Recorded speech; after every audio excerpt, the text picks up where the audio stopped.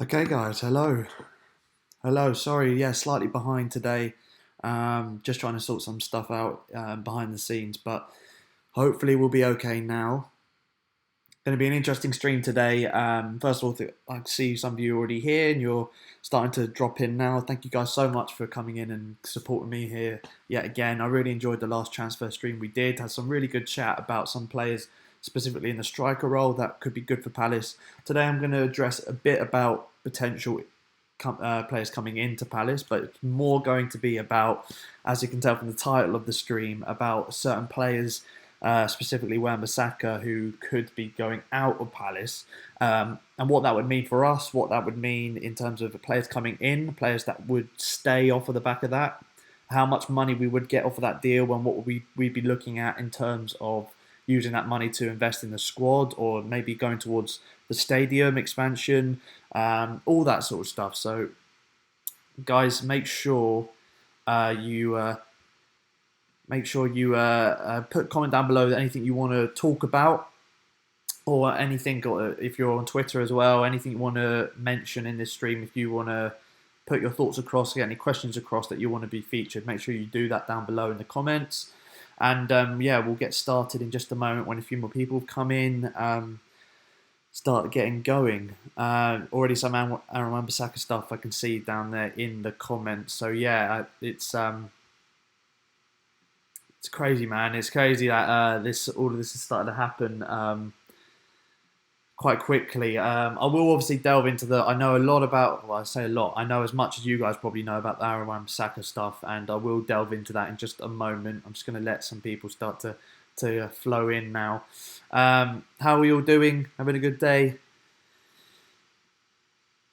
How many Palace fans have we got in here? Is there any fans from other clubs tuning in? If there are any United fans, that would be interesting just to hear a United perspective of things when we get into it.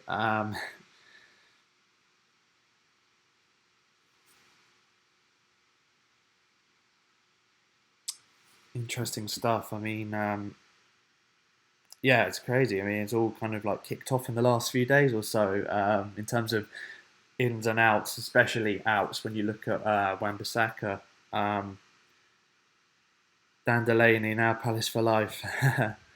Well, you weren't before, Dan. I'm just going to check out Twitter, see if there's any updates. I've been on Twitter all day just getting updates on certain things. A lot of chat at the moment.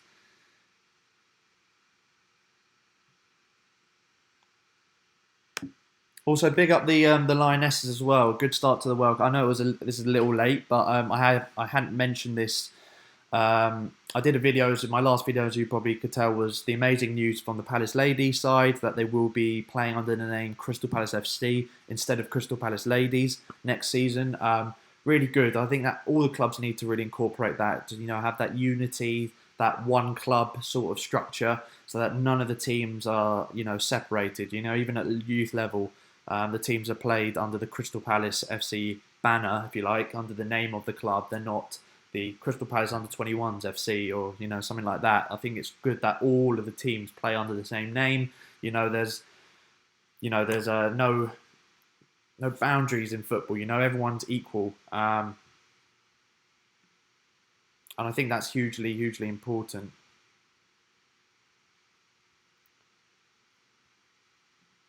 So yeah, it was great to hear that, and I think that off the back of that, I didn't really mention it in that video, which I probably should have done. But the Lionesses are doing fantastically well out there. There's a lot of hype around the World Cup at the moment, a lot of high viewing figures at the moment, and it's just exciting time for women's football. And I think if you wanted to talk about women's football in this stream, if there's anything in particular that you guys think, yeah, I'd like to talk about this player or this team or about our chances next season to get promoted to the Super League and my thoughts on that, please put it down below. Maybe I'll do a separate stream just purely on women's football because it is something I'm quite passionate about. I really enjoy talking about. I did a lot of this at university. When I was at uni, I did a lot on women's football. So yeah, I'll be interested to know anyone's thoughts on that. I can always do that for a separate stream. I think this stream is going to be more just on the men's team and the transfer news that has been surrounding the club in recent days. But I'll leave that open to you guys. Some other things coming in: Mitrovic to West Ham? Question mark. To be honest, West Ham sounds like a West Ham sort of signing. They'll probably pay about 40 odd mil for him. He's still a player that I'd definitely be interested in. Just hope it's not too soon for a young boy to head up to Manchester. Well, Robin, I'm going to get into that in a minute, mate, because there's a lot I wanted to mention on that, especially kind of linking a bit of a spoiler here, but linking to the whole Zaha situation when he went up to United. So I will be talking about that in a bit more depth. Hey Harvey, hope you're well. Miles been wondering, as your take on Seri, would he be good for our club, and do you think the sale of Wan-Bissaka would be? So I'll leave the Wan-Bissaka stuff for now, Jared. But as you can tell from the thumbnails, I've got Seri in there because there's a lot more traction on that recently. That story. In regards to Seri, I do think he would. I think personally, he'd be a good fit for the club on a loan deal. I wouldn't sign him permanently. I think wages, the way he performed last season for Fulham was very hit and miss. Especially for how big a signing it was, being linked to teams like Chelsea, Barcelona, in that summer window last year, and then going to Fulham. He was really hyped up, and it was a fantastic signing at the time for Fulham. Didn't really live up to the expectation. I don't know if now he's had a season in English football, season in the Premier League, that could benefit us if we brought him in on a loan. I think he's a great option to have, whether he's starting or off the bench. He's a loan, I think that would be a fantastic option to have as a loan. Hello, Jordan. Which players do you think we should sell this transfer window coming up? I'll get into that in just a moment, Jordan. I want to start off with the Wan-Bissaka stuff, and then I'll come into these sort of topics after. Skills, I will mention Zaha as well. Sort of die down, and I think what happens with Wan-Bissaka will influence what happens with Zaha massively. Jack, has Wan-Bissaka really asked what he can leave Palace? Again, let's just kick into it now. All the questions coming in on Wan-Bissaka. Let's talk about it. So let's start off with what we heard from a few days ago. If you guys don't know who are just joining into the stream, thank you guys so much as well for those who just joined in. A bid came in from Manchester United a few days ago for Wan-Bissaka, and the reports were saying it was around the £40 million mark. Now, instantly, from what I understand, the club turned down that offer pretty quickly. No mucking about, just straight up, no, not taking that offer, which was good. You don't want the club to be lingering on that sort of thing. It's very good to see the club just put the foot down straight away, be decisive, and stick by their player, and not back down to United just because it's a big offer coming in right off the bat. So yeah, that came in. Now, from what I'm aware, yesterday, I think it was yesterday, it may have been the day before, United came back with a new, improved offer. Now, according to some sources, the main source I got was from a journalist from the BBC. I think he's fairly reliable. I won't give the name away at the moment, but from what I can tell, the bid that United put in was £53 million plus bonuses that could, add-ons that could mean the figure would reach £60 million at some point next season. Now, for me, I've always said anything between 50 mil above, I think that the club really have to consider, and in some ways, if it was close to 60 million and above, I think the club would be foolish not to accept it. That's not me wanting Wan-Bissaka to leave, don't get me wrong. I 100% want Wan-Bissaka at this club for as long as possible. It's so rewarding when you see a youth player, especially at our level, that sort of mid-table level. John Snow, thank you for subscribing, mate. Thank you very much. It's very rewarding to see a player come through your academy and then break into the first team and be of the quality, not just to be playing consistently in the Premier League, but to be statistically one of the best in their position across Europe. I think there's something really, really incredible about that, and you don't get that very often at Palace or teams like us. So I 100% would want him to stay. As I said, if you have a bid coming in of that amount, 100% you've got to consider it, and you've got to look at it and think, again, a club of our level, what could we do with that money in terms of reinvesting it into the squad, into positions we need? You look at the amount of goals we scored from the striker position last season, was only, I think it was single figures in terms of strikers who scored goals last season, which isn't good enough, and that is a major issue in the team. So would that money then go into getting a good, decent attacking option, maybe two for that sort of money, and then bang, we're in a good shape in terms of potential goal scorers next season, because right back position there is. You can get them for cheaper. You can get good right backs for about 10 to 20 million. Who can do the job at this level, can do what we need to do. Maybe not of the talent and the defensive, defensive solidity as Wan-Bissaka, but someone who can do a Premier League level right back. So from continuing this story, so now that bid's on the table, and apparently, according to the same journalist, Wan-Bissaka's agent has managed to agree terms with Man United. The bid currently has not been accepted yet. There is still no news as to whether the bid has been accepted or if it's been turned down again by the parish and the board. But it's looking like, according to some sources, that Wan-Bissaka has already agreed terms with United, and it's just about can we sort out a transfer, a fee that both clubs can agree on. Now, again, you've always with these things got to question how true they are. Because Wan-Bissaka, of course, at the end of the season came out in an interview, direct quotes from him saying he wants to stay at Palace and continue to develop. He has no reason to leave at the moment. That was what he said at the end of last season, so not even that long ago, about a month ago. Of course, things can change. He made 2 bids coming from United of this magnitude. Maybe guarantees of him getting first-team football for United would always attract a young player. Absolutely would attract a young player. But you've always got to think in the back of your mind, how true are these claims? Is it just for clicks? It's a shame, but it is just the way the world is working at the moment in terms of journalism and transfer news. There's always going to be rumours that have no backing to it. For me, though, what's interesting is, of course, United, according to Sky, have also come out and said, or not said, but it's believed that they would be looking to get Max Aarons, the amazing young fullback from Norwich, newly promoted Norwich. They'd be targeting him if Wan-Bissaka deal falls through. Also, it's saying that if Wan-Bissaka were to leave Palace, that Max Aarons would be on the top of our list to bring in to replace him. And I'd be absolutely thrilled with that if that was the case, if we could get that over the line, although I do think he would be looking at a team maybe a bit above us if he were to leave Norwich this season. But that's where we're at right now. So that is I know I waffled a bit there, but I wanted to get all my thoughts there across on Wan-Bissaka and the situation we're in now. So at this point now, there is apparently a £53 million bid, a £50+ million bid on the table for Wan-Bissaka for Palace, with add-ons that could reach up to 60 million as well.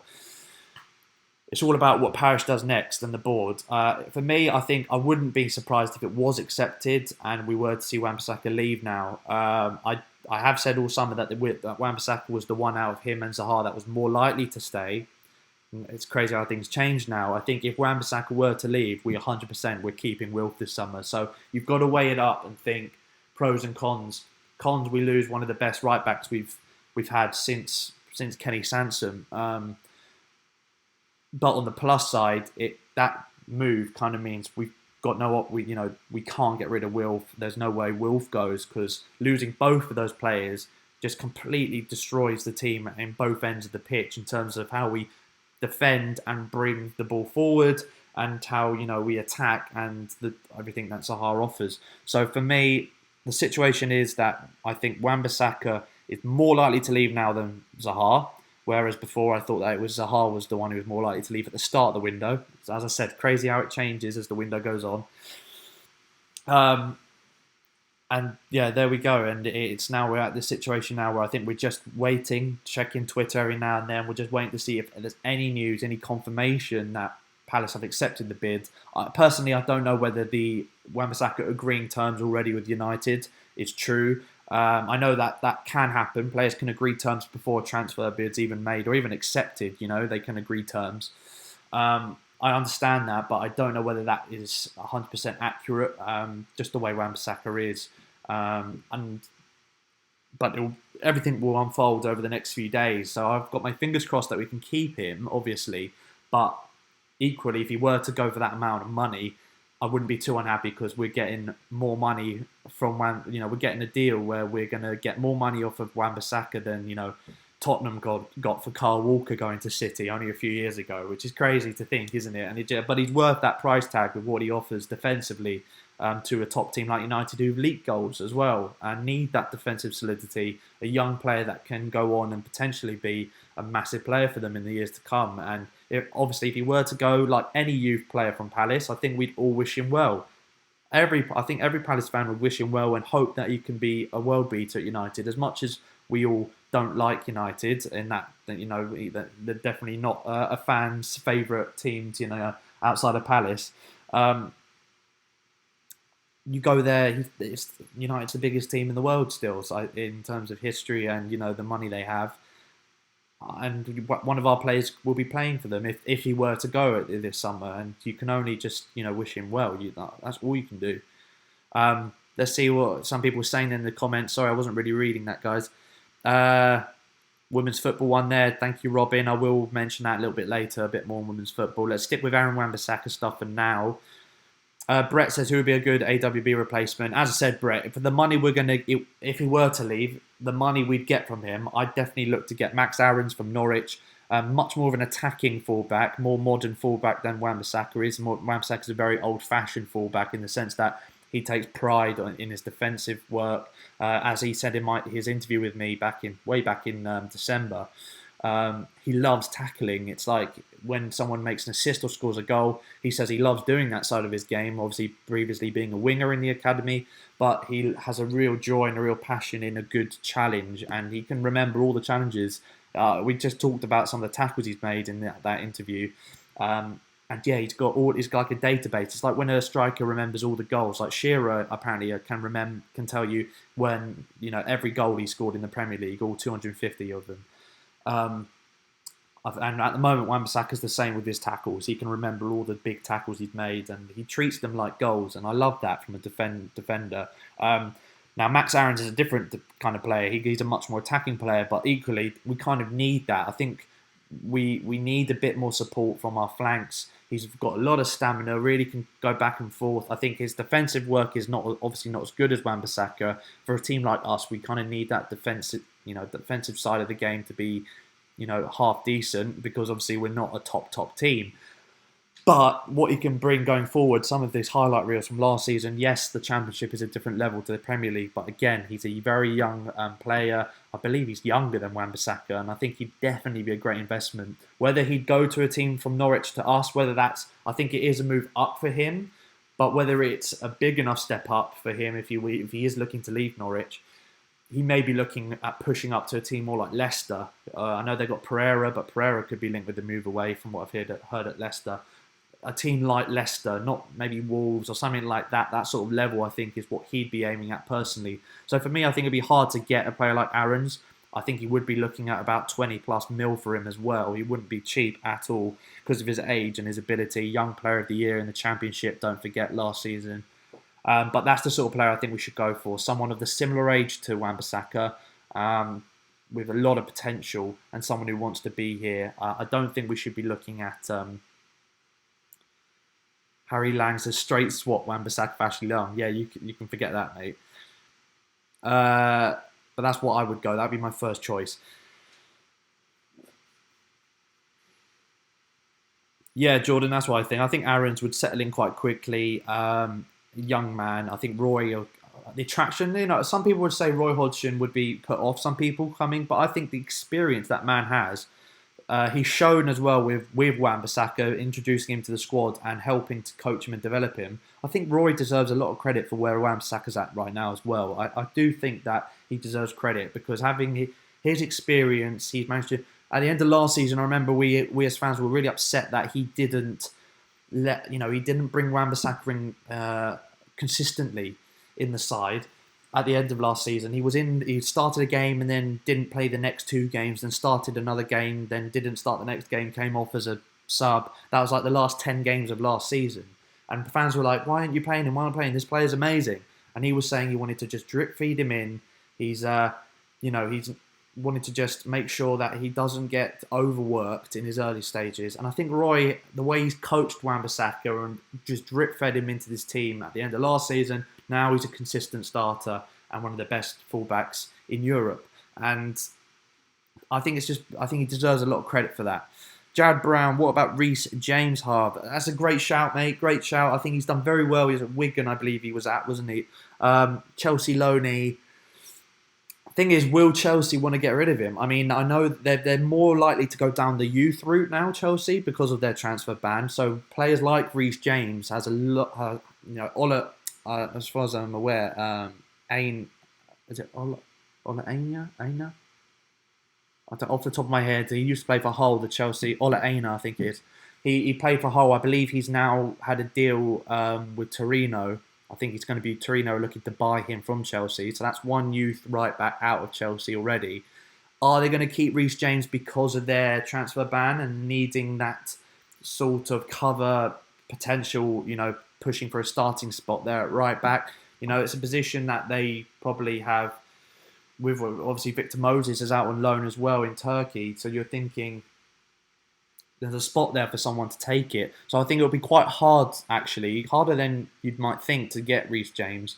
But I do think that's the sort of route we should be going down. Reece James, Max Aarons, young British talents who are very, very high, got very high potential. I think that I much prefer one player like that in the squad than an Ashley Young or someone who's a big name, kind of like for marketing reasons. You bring in a bigger name who's experienced, who has got experience, but is coming towards the end or the twilight period of their careers for big wages. I don't think that's the route to go. I think decent sized wages that we can afford, because obviously we've got large wage bills at the club right now, especially with players like Maya, who we got on a free, but obviously had to bump his wages up to convince him to come.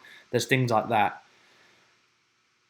Yeah, I think Aiden's hit the nail on the head there as well. If right back isn't the most important position for us as a team, so if we get 60 mil for him, we have to take it. Yeah, that's what I mean. I think we'd be stupid, the board would be stupid not to accept that or even consider accepting that sort of offer. You think we could get a 30 mil striker in for that money, still 30 mil to spend on maybe 15 mil or maybe even 20 mil on or a new right back to start. So you'd be looking at a new first choice striker and a new first choice right back with that money, plus a bit left over, which you can put into maybe the wage budget or into investment in other parts of the ground. I think you would put the money straight back into the squad if you were going to get a 60 mil. Accept 60 mil offer for that Wan-Bissaka offer. I think it's a very, very attractive figure. I don't think we should be pushing for much more than that, because I don't think anyone will pay more than that. And United are one of the few teams who will have the money to spend on a right back like that. Yes, true speed. You're right. Yeah, he was the deal to Torino was already accepted. You're right. And about 9. I didn't know it was about 9 mil. So that's interesting. But yeah, as I mentioned, he's gone. So Reece James, I think, would be more intrigued or more interested to stay at Chelsea and try and fight for a place, maybe to push into the first team at right back. I know from Louis, from 100% Chelsea, I know for a fact that he really would like to see Reece James start next season in this transfer ban period for Chelsea. He would like him to start. I know that for a fact, and I think a lot of Chelsea fans are the same. So maybe it would be a bit more difficult to bring him in than some people think. Aidan also says, what do you think about us being linked with Antonio from West Ham? It feels like every window we're linked with Antonio. I think he's a great player. I think the amount of headed goals he scored is good as well. I know we kind of moved away from that sort of style of play, like crosses continuously coming in. We seem to do a lot of cutbacks, a lot of dribbling in from the right, cutting inside and trying to work it into the box rather than getting crosses into the target man. That seems to be how our style has changed under Roy, going forward, that is. I think Antonio is a fantastic player to have there, challenging for a starting spot. I think him and Townsend, I think they're similar quality, in my opinion, especially last season's Townsend.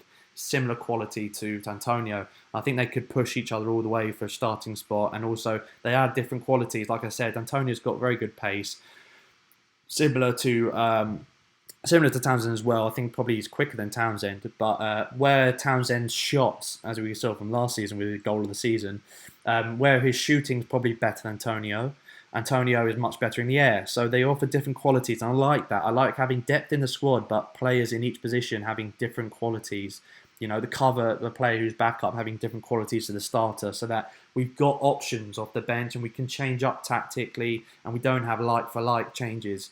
I personally would bring him in, but again, it's about money, it's about wages, it's about what he will be demanding, because I think he would not, and I mean this in the nicest way possible. I do think he would see it as a step down coming from West Ham to Palace. I know we're at a similar level, but West Ham I think are a bigger club historically, of course, than Palace. I think that side of things, the stadium obviously where they're playing at is a bigger stadium. I know it's a crap ground, but that whole and the area of London's a nicer area of London technically. To a foreign, or not a foreign player, but to a player who's played for West Ham, you probably see coming to South London as a maybe a step down coming to Palace. But I think with the right money, it would be as long as the money's right for both parties, it's a good deal, I think. Jordan, if you take a look go to my previous stream, my Palace transfer stream number 1. This is obviously number 2 in the series of streams I'm doing for the transfer window. In the first one, I talked about strikers I'd like to see at the club. So go and take a look at that one. I'd go into more depth on that. I'm trying to stay away from strikers if we can in this one. Jake, I don't know where you got that, mate. I don't know where you got that. What do you think about Zaha saying he would go back to Man United? If anything, I think that's the one club he wouldn't go to out of the top clubs. After the time he had there the last time, and that's another thing I wanted to mention actually. That Jake's just reminded me there with the Wan-Bissaka thing. You've got to remember as well what's also in our hands. I think it's what happened with Zaha when he went to United. Similar age, similar sort of potential in terms of Zaha was very, very highly rated at the time, one of the best young talents in the Championship. Obviously, it's the Premier League now, but Wan-Bissaka, very similar situation, extremely highly rated, and very much everyone sees him as a massive potential. Again, United have come in for Wan-Bissaka as they did with Zaha. Now, when Zaha was there, coming up as a youngster, he's noted multiple times since coming back to Palace in interviews, direct quotes saying that he felt very lonely. He felt like he was set aside. He had no father figures, or he had no one at the club he could talk to. He got very lonely, was alone in his apartment. No one would come from United to check on him or to help him integrate into Manchester, society and into the life of being a Manchester United player. And all of that together meant he got very depressed. He didn't play at his best. And even when we saw that at Cardiff as well, he wasn't playing very well at Cardiff on loan either. And in general, his time at United was just very, very, he was very isolated, very lonely. Now, that was only 2013, 2014. So in 5 years' time, under the climate that United are in, I know Solskjaer is a different manager and would probably be more interested in putting an arm around youngsters' shoulders at United because of his background at United, obviously. But what will happen with Wan-Bissaka, who I know from first-hand, as I mentioned, interviewing him in person, I know first-hand that Wan-Bissaka is a very shy person. It took quite a lot to get him to answer questions, and that was just me. I was only a few months older than Wan-Bissaka, and he was very nervous just talking to me in an interview environment. He comes across very shy, very. It takes quite a lot. I'm assuming behind the scenes with mates and in the training ground and stuff, he will be chatty and in a more relaxed environment. But as soon as the camera's on him, I don't think you rarely see him properly smile on camera. And I think that's just his personality and the way he is in front of camera. I do think he's a lovely, lovely man, and he's a fantastic, as we mentioned, fantastic talent and all that. But I do wonder if he goes to United. Wilf was a much more confident young man at the time. Will Wan-Bissaka have a similar treatment at United? Will that affect the way he plays? You've got to think of the pressure that will be on him as well, and they'll be for the price tag, he would be expected to hit the ground running. Will he be isolated as Zaha was? Will he be left alone? Will he not have that those father figures around the team to help him? I don't know, and I want to. It's a very valid point in my opinion. I think that's got to be looked at. If he goes up there, he needs to have the sort of network and support from the club and from figures at the club that Zaha didn't have at United, and that'll be interesting to see if the deal does go through. What happens there, and if he continues to improve, or if he anyway starts to halt his progression because of those sort of reasons. be interesting to see. Callum, thoughts on Benteke to China rumours? I mentioned that last stream, I believe, but I think if the money comes, if we get our money back for him, or if we even like 25 to 20 to 25 mil for him, I think we take it, and then again just look to bring in. We need a new striker this summer, in my opinion, hands down. So if we can get some funds from a Benteke deal to China, 100% take that, because I think Benteke, as much as I like him, I think it's a shame that the tactics have moved away, and the injuries that he's had, he's just shot of confidence. He's a player on no confidence. Even when he scores, you don't feel he's going to continue that streak, and he's not going to, keep on scoring. You just feel like it's a one-off, and it's a shame because I still think he's a good player. But he had a horrific season 2 seasons ago. Last season he was injured for a lot of it and never really hit the ground running when he came back from injury. I think he's just a player playing on very little confidence, and it may just be on the wages he's on as well. He's the second highest, one of the highest paid players at the club. I think you've got to look to cash out on him now. Jack says, from meeting him, do you think he has the character to thrive at a big club? That's the thing with Wan-Bissaka. As I said, he's very shy, he's very timid sort of character when he in person. I think that's just purely because being in an interview scenario, he's not used to it. As a young player, you think of the rise he's had. In 1 season, he's gone from academy to one of the best right backs in Europe.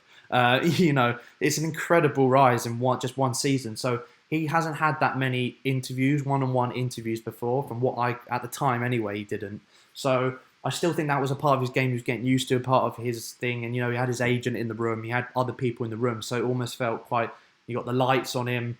And it was just me and him one-on-one as well. So it wasn't like he had another player there that you could bounce off of. I think it just came across a bit in that sort of environment. For me personally, just looking at him, I think he was just a bit nervous and he wasn't used to it. I think going to a team like United, he'll be trained in that thing a bit more. I think he will be very nervous going into a team. It may take a few months for him to really hit the ground running at United, at a new team, all that pressure on him. And big games last season, City away, one of the best games I've ever seen a Palace right back have. He just dominated Sane. He dominated that game. He was amazing, as the rest of the team were, of course. But him in particular was fantastic. And that was the game after the interview. I'm not saying I had any effect on that, but that was a game after the interview I had with him. And like I said, he was very timid in that, but he said, I'm feeling good about the City. I said, it's going to be a great occasion. I'm ready to go there and do a job. And that was off camera, he was saying that. I'm ready to go there and, do what I do. And so even though he's quite timid and quiet character, I think when he gets to game environment, that 90 minutes, he's on it, and he's, it's a different player. So I think he will cope, and I think it may take some time to get to grips with United, being at Manchester United. If he does, and this is ifs, of course, if he goes, but if he does get over that period and he has the backing of the fans and the manager to give him the time he needs, I think he can hit the ground running there. I really do. Jordan, I'm just going back up. What about Klein to replace AWB? That's something I've seen, Anton. I've seen a few suggestions of that. I wouldn't be against that. I think Klein's getting on a bit now.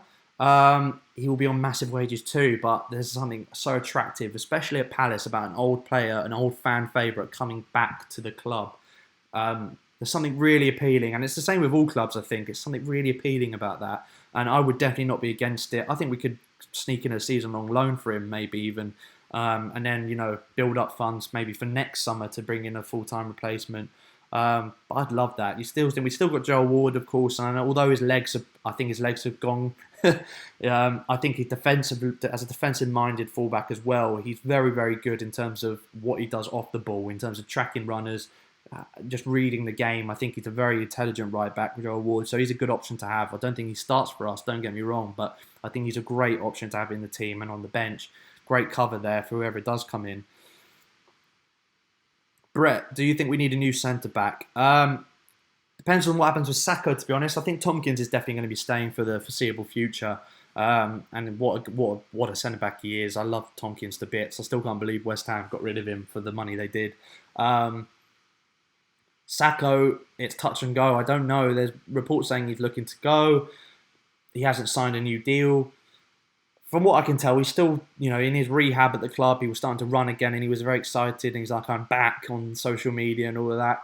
I think we will keep him, but I think, we've got good cover. You've got to admit, when you think we had both our starting centre-backs injured, against Bournemouth. I know it was last game of the season and Bournemouth were on the beach, but we had both our centre-backs injured. We had Scott Dann also injured, and we still had Martin Kelly there as another centre-back option, and Joel Ward ended up slotting in, and we won 5-3, 5-2, whatever it was. I think we got decent depth at centre-back. That's not to say you still can't improve. You still can't bring in an even better option as cover. I think that having Kelly there is good as cover and Scott Dann. So we've got 4 centre-backs. So in terms of cover, I think we're okay at centre-back. It all depends on if one of them goes. If one of them goes, I think we do need a new centre-back. Which players do you think should get new contracts at the club? We need to sort out a new contract for Luca. Just give him whatever money he wants. I think it's really weird that we haven't sorted that out, especially seeing as apparently his contract's running out and he's, and there's not been an offer, new contract in place. If Luca goes, that's a massive down for the club. That is really awful news if we can't sort out a contract extension for Luca and he ends up going. He's massive for us as a leader. His penalties is massive. He's a very Crystal Palace player and very gritty. South London philosophy of a workhorse who just leaves everything on the pitch, pumps his pumps his chest over the badge. He's that sort of player, and he's something that fan favourite. Very much got glimpses of Mile in him, and I think it would be a massive mistake from the club if we can't sort out a new contract for him. And who, if so, Brett? I don't know which centre-backs. I may have to... I'm not sure which centre-back options would be best to come in. I'll have to look at that in more detail. I prefer Jack Clark from Leeds instead of Antonio, says AJ. Interesting. I think that he's got his eyes set on Spurs last time I checked, so I don't know whether that is going to go through. Jack Clark as well, you've got to look, he's probably going to be about 20 million as well. So he's a young talent, though, don't get me wrong. Again, I think I like the club to go down that route of young talent who have got a lot of potential. And then in a few years' time, if you were to sign him this summer, in a few years' time, if you were to go to another club like City, United, Spurs, it'd be for even more money, and you would definitely make profit on him as well. So I definitely think Jack Clark would be a great option. Antonio's kind of, he's more reliable. You know what you're going to get from him if he's fit, that is. Zilf Wahar, I love that name. Luca, more important than Saka. We haven't played without him for 2 years. VAR next season need pens. Exactly. Yeah, Luca and Zaha in the same team with VAR means goals, goals, goals. I can't wait. That is, of course, if we keep them both. Very important we do that. I heard the club were looking at Conser from Brentford. Again, Anton, that's a fantastic option. And Conser, fantastic for the under-21s. England squad would have known Wan-Bissaka as well. If Wan-Bissaka stays, it would be a good connection there. Young player, similar to what has been happening with... what club has he gone to? The Bristol City player. Let me know in the chat, guys. I can't remember the name of his top of my head. Don't know why I've forgotten it. The young centre-back from Bristol City has gone to a Premier club. But that's the sort of philosophy, again, I'd be absolutely thrilled with that. I think that's the philosophy we've got to go down. Young English talent, or young talent in general, with a lot of potential. Jordan, thought on Max this year. Maya, he's adapting to life in the Prem. I think what we've seen from the summer already is he's trying to bulk up a bit more. He's realised the physicality of the Prem. You have to be a little bit quicker on the ball. I think next season he starts a lot more regularly. And hopefully we see more of what he had at Schalke next season. I think this season was very much he'll being integrated into the squad, and there was a lot of hype over him, of course, because he's a massive talent, young talent. But I think it was a lot of hype and people not realising just how hard it was for him to adapt to a new country, a new league, the Premier League. For a club that isn't always going to be winning every week. There was, I think, a lot of pressure on him. And I think from what he showed coming off the bench, his link up with Zaha a lot of the season was fantastic. So there's a lot of potential there. It's just whether I know that he prefers to play on the left. And that could be a problem because Zaha plays out there, of course. And I think Roy would rather him play in the middle. But, hey, I don't know. But I do think he will see an even better Max Meyer next season. That's it. Thank you, Anton. Lloyd Kelly to Bournemouth. Bournemouth have got a habit of doing that. Young English players as well. That's their and it's working for them, that philosophy. Lloyd Kelly's a great young centre back as well. So that's the sort of thing, with Conser, I think we've got to be looking at the same sort of philosophy as Bournemouth. Jack, so yeah, let's get a few more Wan-Bissaka based things, guys. Let me know your thoughts in the comments or in the chat as well. Your thoughts on Wan-Bissaka, the whole scenario, and yeah, let's get a few more Wan-Bissaka stuff coming in. Out of 10, what do you rate the Wan-Bissaka transfer? You should do a video rating in and out rumours. Thank you, Jake. I always try and I'm always open to new video ideas. If you guys want to jot some down, I'll be happy to consider some of them for future videos. Out of 10, the Wan-Bissaka transfer, in terms of it happening, I think it's at about a 7 or maybe even 8 right now. I think when a bid of that size comes in, I think it's very difficult for the club not to accept it. And whether it all comes down to Wan-Bissaka. I think if Wan-Bissaka wants to stay, the club will turn it down. I think it's that simple. So does Wan-Bissaka want to stay? Does he want to go and see what happens? It'll be interesting to see. For me, though, with a bid of 53 plus potential, with 53 million, with add-ons up to 60 million, it's about an 8 out of 10, I think, to happen now. Would you risk contracts on Welbeck or Sturridge? Now, I've seen links to both of these players, and they're both very injury-prone. I think I'd prefer Welbeck more than Sturridge, just because he's less likely to get injured. And I think that Sturridge, well, to be fair, Sturridge's finishing, I think, is a lot better than Welbeck. It's just, with Sturridge, I'm just concerned he's always injured. And for the wages, again, you've got to remember wages, because our wage bill is so high at the moment. We're looking to bring it down, and with players, I think, like Benteke, looking to sell Benteke is to bring the wage bill down ultimately. I think it's hard. They're both going to be on big wages. I think Sturridge, if he's fit, I'd prefer, but because of that, I'd prefer Welbeck out of the two if he were guaranteed to stay fully fit. But I wouldn't really go for either of them, to be honest. They wouldn't be up there in my first choices of strikers to bring in.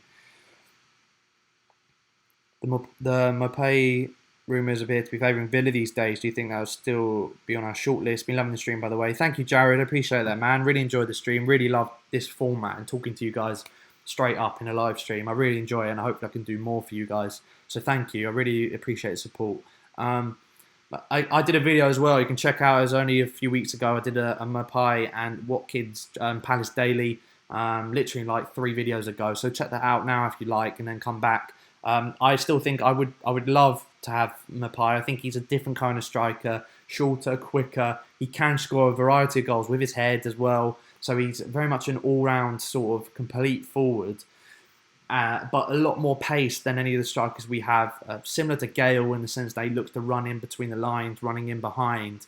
I think that's a striker. We need that sort of option off the bench, especially if we go for a player like Benteke or Wickham, that sort of striker as a first-choice striker who's much more physical, more of a target man, hold up, can play on his own up front a lot better. I think we need to have that option of a pacey striker, maybe playing 2 up top, having a target man, flicking it onto the striker who runs in behind. If Villa are favouring him, that would be interesting. I think that would be a good move for him. But again, they've got Tammy Abraham, don't they? If they can stick with Tammy Abraham for another season, then I don't see why. I don't think he'd be top of Villa's hit list. For us, I think he'd be much more the top of the list in terms of strikers to go for. So definitely I'd keep him on the short list, despite the Villa rumours. Wan-Bissaka situation shouldn't be compared with Wilf's, in my opinion. Wan-Bissaka is world class. I get what you mean. I think at this point, you're right. At this point in the career, his career, he's at a much higher level. I think he's at a higher level than Wilf was. Not in terms of potential wise. I think Zaha was just as high, maybe even higher potential. But maybe in quality at that level, because Zaha had all the skills to pay the bills, But I think there were still doubts, question marks over can he do it at the Prem, obviously, because it was in the Championship. We accepted the United fee, but Wan-Bissaka's been doing it all in the Prem. So I think at this point in both their careers, Wan-Bissaka's at a higher level. But I think both of them, United. I think the way United treated Wilf has got to be looked at with Wan-Bissaka as well. Will he be treated the same way? Because if so, that's got to be a massive X. And if the agent's got any if the agent's got any sense, and if Wilf has got any sense as well, I think Wilf would talk to Wan-Bissaka about it as well, just to let him know his experiences and to be careful.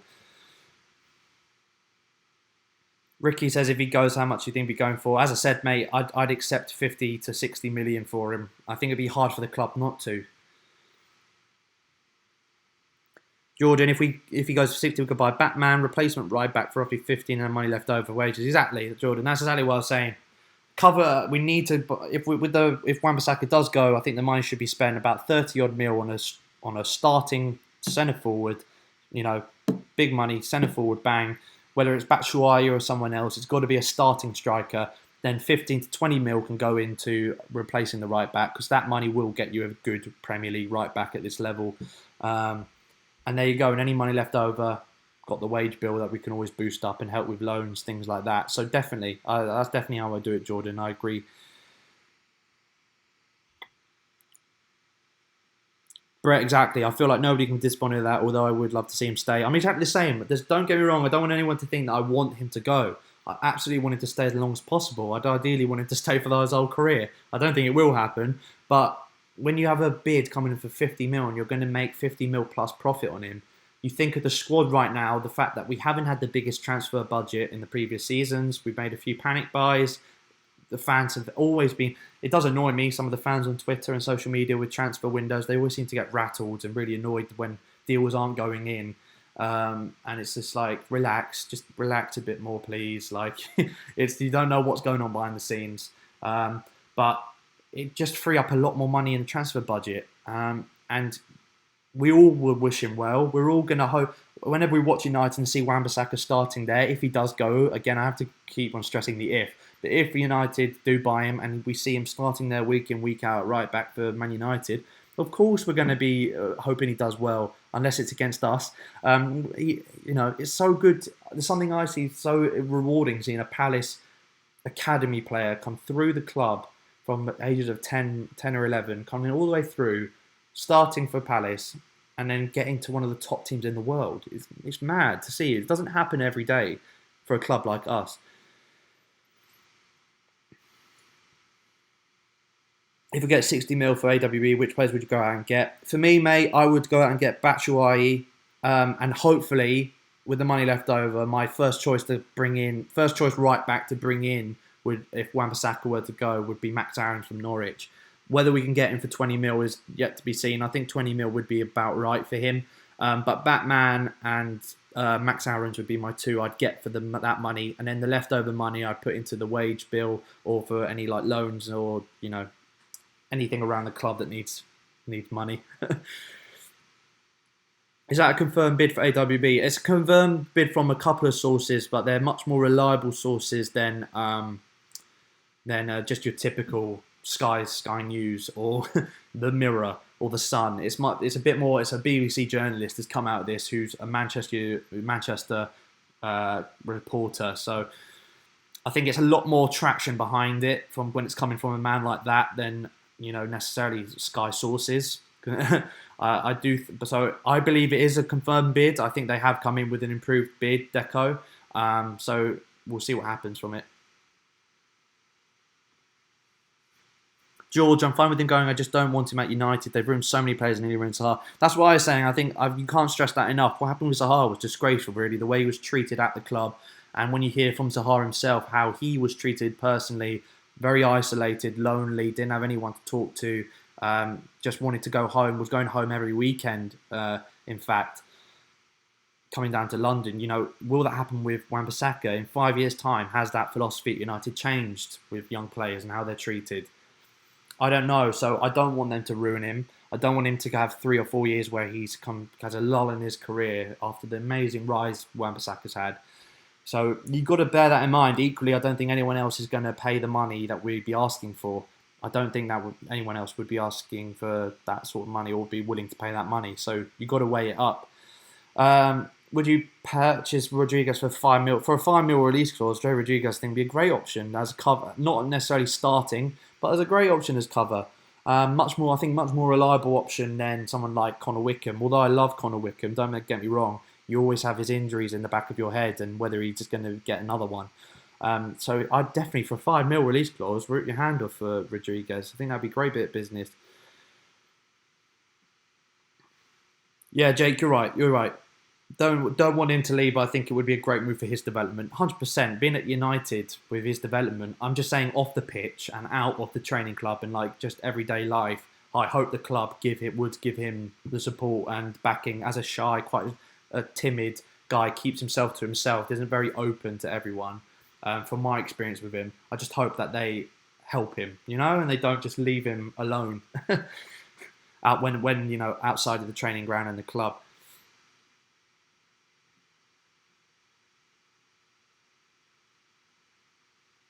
Just 1 second, guys. I'm going to just quickly get myself a drink. I've really, really enjoying this chat, guys. Keep commenting down below. Also, hit that subscribe button if you haven't already. Share out the stream as well. And hopefully, we can get some more people coming in talking. Also, got the donations down below on Super Chat. If you want to donate to the channel, all the money goes back into the channel and helps with video production and like new equipment, things like that, to just help your experience. So if you want to donate or subscribe, hit that button down below. I will be back in just 2 minutes or so, maybe even less than that. 1 minute. I'm just going to get a drink. And yeah, I'll be right back.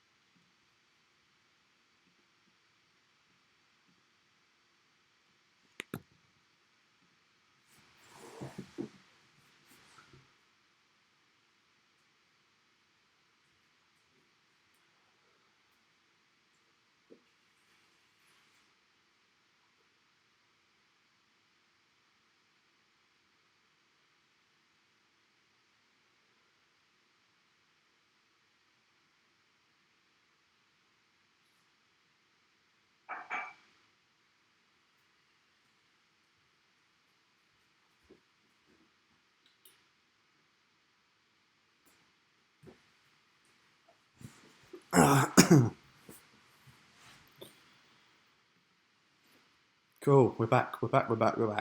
Cheers to that, guys. You need a quick drink. Couple more comments coming in. Nice. Richard, yeah, that's a good point there about the ground. I did check out my Palace Daily on the ground a few videos ago in the channel. Make sure you check that out. I definitely think that is something that any added money from if Wan-Bissaka deal goes through, any added money that we don't spend on the squad would go into that sort of thing. I do think that would be the case. A couple of comments on Mitrovic. I would take Mitrovic. I think he suits us down to the ground. The relationship he has with Luca from playing at Anderlecht with him, there's a lot of potential there. And I think he's a great target man. He's a great option as well. He's a very Palace player, I think. Very physical. I think he would be a fan favourite if he came. And I think he would gel very well in the squad. Like players like Luca would help him integrate very well.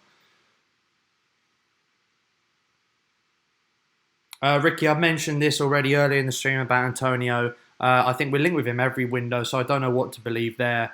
For me, if he stays fit, I think he's a good alternative winger to have, winger/striker, maybe even defensive option if we need him. I think he's very much better in the air than players like Townsend and Wilf, and I think that adds a different quality, so he can play a lot more central and can obviously play up front too. I think he's a very diverse player. I think he'd be a good option to have. It's all about wages for me and what he wants, because you've got to look at Palace Palace, and I think it's not wrong to say this would be a bit of a step down from West Ham, just in terms of where both clubs are at and the history of both clubs, like the size of both clubs. It will be a bit of a, I think it would be a slight step down for him, but equally we could probably guarantee him a lot more first team football, and I think he would thrive a bit more in our setup. Don't tell me why I think that. I think that would just be the case. I think Antonio would suit our style of play quite well, but it's all about wage and how much we'd be willing to pay, and whether he wants to come at the end of the day. Whether he wants to come or not is huge.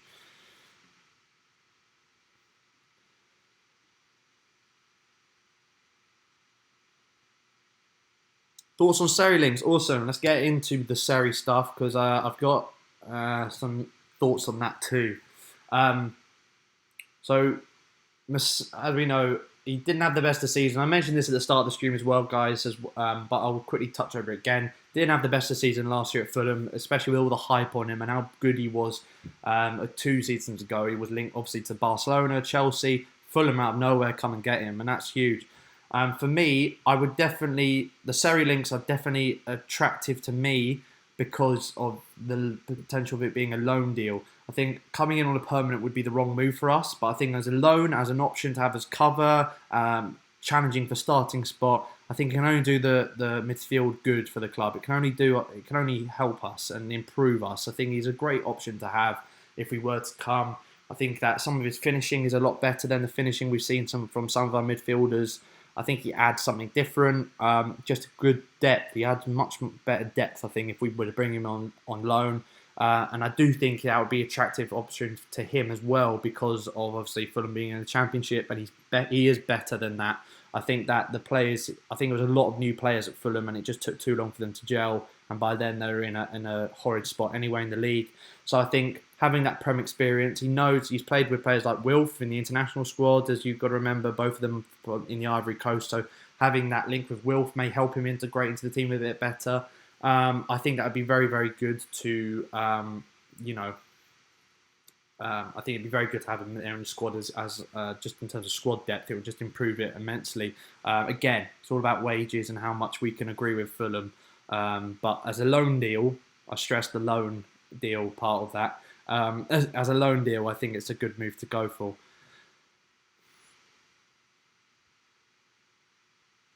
Let me just check on Twitter, guys, see if we've got any updates on any players or any news around Palace. It's always interesting to see. So yeah, I can see on Twitter now. If United have offered 16 mil, we've got to take it for a right back. No matter how good he is, it's a no-brainer.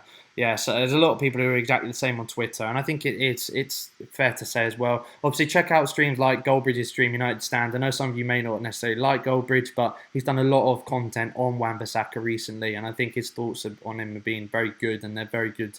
It's a very good stream as well in general, especially when Palace players are on it, to talk about potential moves to United. So if you want to get the United view of things, check out Goldbridge's stream, United Stand.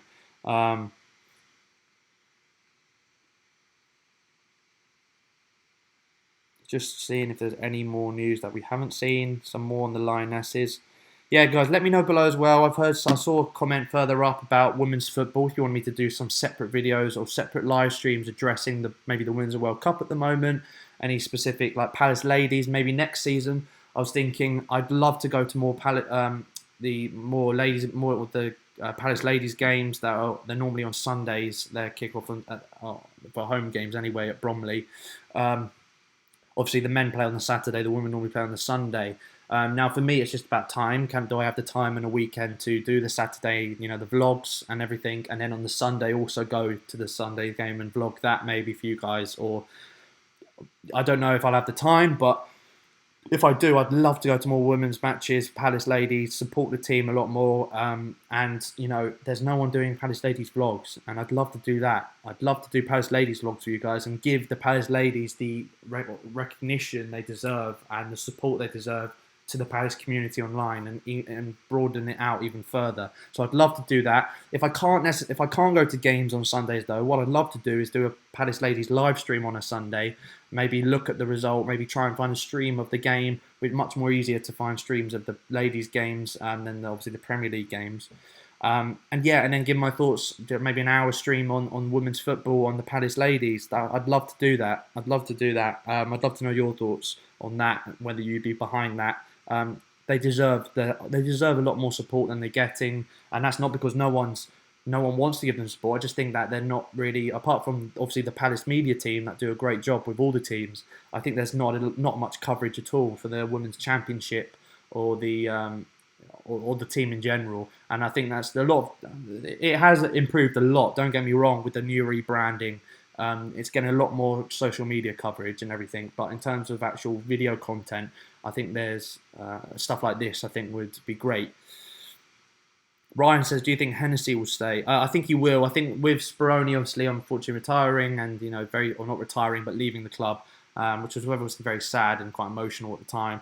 I think that Lucas Perry, obviously, been on loan with us at the under-23s since January.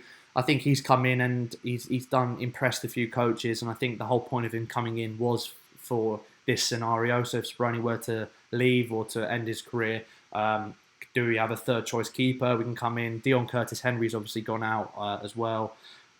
I think that, Lucas Perry will be the keeper that comes in to replace Speroni. So I think because of that as well, Hennessy won't leave. I think we can't have two keepers leaving in one season, We can't be left with one starting keeper and then no one to really cover him.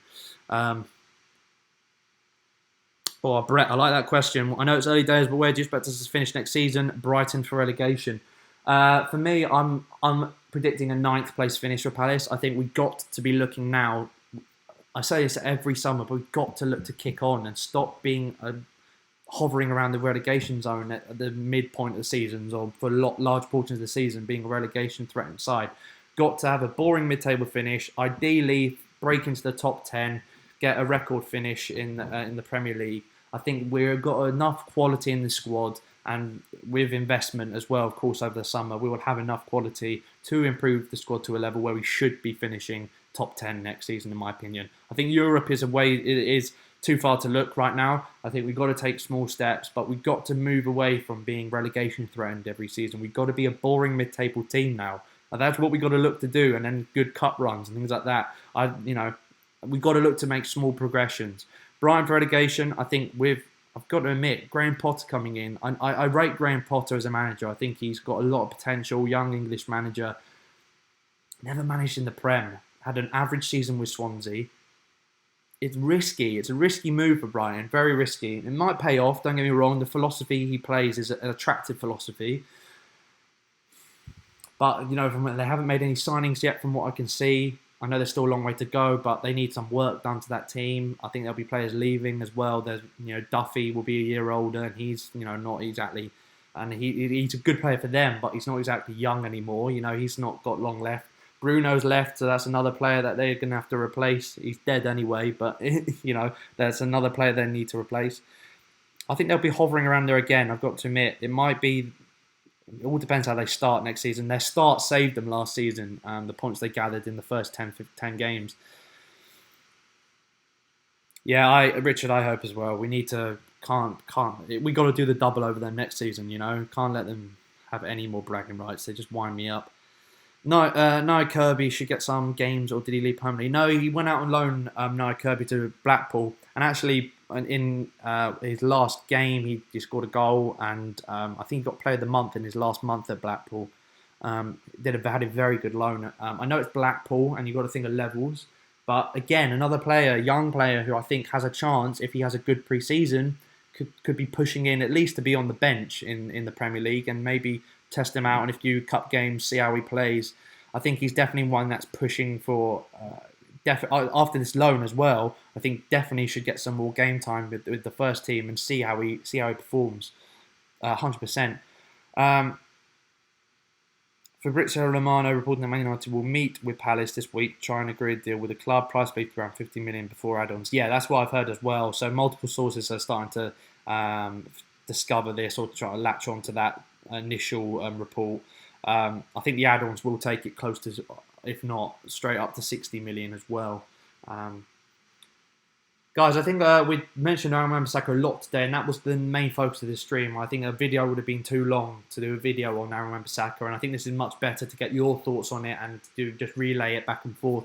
If there's anything else you want me to talk about, let me know now, because I'm probably going to start wrapping up the stream any minute now. But probably going to start wrapping it up soon. So just let me know if there's anything you want to do. Of course, as I mentioned, guys, subscribe if you haven't already. Subscribe down below. Also, super chat if you wanted to donate, hit the super chat down below as well. Any money will go into the stream with equipment and things like that to help with videos in the future. So any support there would be very much appreciated. Brent, thank you so much, man.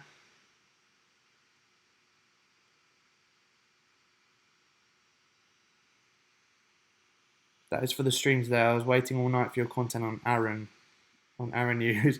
Oh, sorry, mate. Well, I'm doing it now. I've done it now, even. Readable should play. George, I've said that. We've all said that for ages. Readable should get game time. I think he should, but Roy doesn't like him, and I think he's at least going to be going out on loan this summer, if not permanently. And it's sad because I think he's one of the only shining lights from the Frank de Boer era, in my opinion. VNX, well, Nebula, I don't think Nye Kirby will be like that. I think just keep putting him. I think he's got to be put on loan just to get experience. And yeah, I don't want him to be like Kai because I think Kai deserved a bit more of a chance in the first team to prove himself. It's just very hard at this level to break into that side. You kind of need injuries in the first team, like with Wan-Bissaka, to get that chance. It's very hard on just merit and on ability to force your way through into the first team nowadays. But I do think I don't think the same will happen. I don't think he'll turn out to be a talent that's wasted. I think one way or another he will be. He's won the World Cup with England in the under-19 level. So whatever, I think to have that sort of talent in the team, you've got to look at it. Good question, Jordan. Am I going to pre-season games? I unfortunately can't go to any of the ones in Switzerland. But I'm going to try and go to as many as the ones in England as I can. That's the aim anyway, and hopefully I can meet up with some of you guys there. If not, I'll be watching the Palace streams. I could do a watch-along sort of thing in the pre-season with you guys if you're not going to the games. So yeah, the England-based ones, I will be trying to go to as many as I can. Any ideas when the new away kits will be revealed? Last year's were great. Yeah, last year's were amazing. We've got a good record with away kits, I have to admit, since getting promoted. We've had some fantastic away kits, and I've got a feeling this year's will be the same. I don't know when they were released. I would expect in the next couple of weeks. I don't think it'll be that long. I think it won't be too long until they're released or revealed. But I think the home kit, I really like the home kit. I like what they've done with it. The white trim is much better than the yellow trim. I really like how that looks. But yeah, the away kit, I think, is what each season, I think most people are arguably more excited about how the away kit will look just because of how different they are each season and what, each of them, what the sort of style that each of them go for. I feel like it could be a Return of the Evil sash, or it could be another sash in general, which I would love.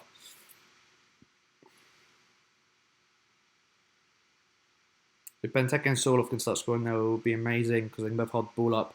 Yeah, Sorloth as well, I think, deserves a chance. He's still very young. Again, took time to adapt. He had glimpses of brilliance this season before he went on loan. I think his performance when he came off the bench at home to Arsenal in that 2-2 was fantastic. He won everything in the air, chased everything down, and was very much a Premier League striker. What you'd expect from a Premier League striker, and I love that. So I'd love to see more of the same from Sorloth, and hopefully he gets a run in the team. I'd love to see that.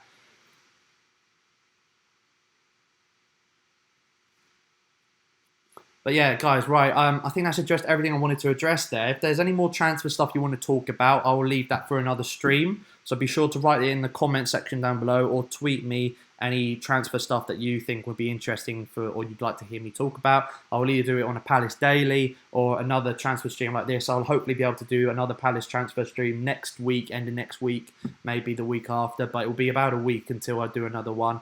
Try and do them roughly a week and a half apart from each other. Gives enough time for some news to build up, some news stories to come in, and then we get a good hour to talk about it. But yeah, thank you guys so much for watching. Again, as I mentioned, subscribe if you're new. Definitely like it as well. Share it out there on social media so we can get more Palace fans to interact with it. More fans as well, with United fans. Love to hear their thoughts on the Wan-Bissaka thing as well. And also the super chat down below if you want to donate to the channel. I'd really appreciate that too. I really appreciate the chat has been brilliant. Constant questions, really good questions, a lot of support, and no one being toxic as well. And I love that. I just love being embracing you guys and just chatting Palace.